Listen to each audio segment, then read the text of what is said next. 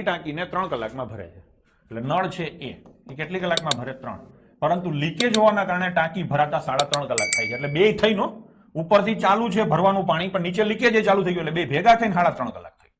Leakage એકલો 3.5 કલાકમાં ખાલી કરે એવું નથી કીધું, હરખું વાંચજો. એક નળ ખાલી ટાંકીને 3 કલાકમાં ભરે છે, પરંતુ લીકેજ હોવાના કારણે બંને ભેગા થઈ અને ટાંકીને 3.5 કલાકમાં ભરે છે. આનો મતલબ આવો થાય. આવી ચોખવટ કરવાની ન હોય, આપણે સમજવાનું હોય. તો મેં તમને સમજાવ્યું ને, આગળ તમે આ રીતે સમજી લેશો. તો તમારે હવે એલ ની ક્ષમતા શોધવાની છે. શોધશું? ચલો, તો 3 અને 3.5 આ બેયનો લસા લેવો હોય તો લઈ શકો તમે. 3 અને 3.5 એટલે આને 6 લો ને આને 7 લો.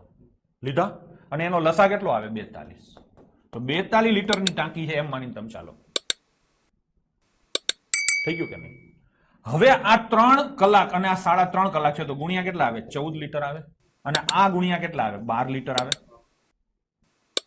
એટલે હા, ક્યાંથી 12 આવ્યા? તો કે 42 ભાગ્યા 3.5 ખૂણામાં જઈને કરી લેજો. થઈ ગયું કે નહીં? હવે તમે જુઓ છો, એ કેટલું પાણી નાખશે? 14. પણ લીકેજ ખુલ્લું હશે તો પાણી વધશે કેટલું? 12. એટલે લીકેજ કેટલું? 2 લીટર ખાલી કરશે.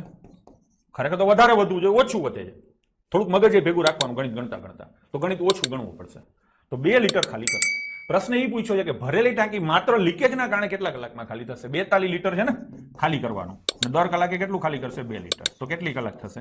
21 કલાક થશે. તો જવાબ આવશે ઓપ્શન સી.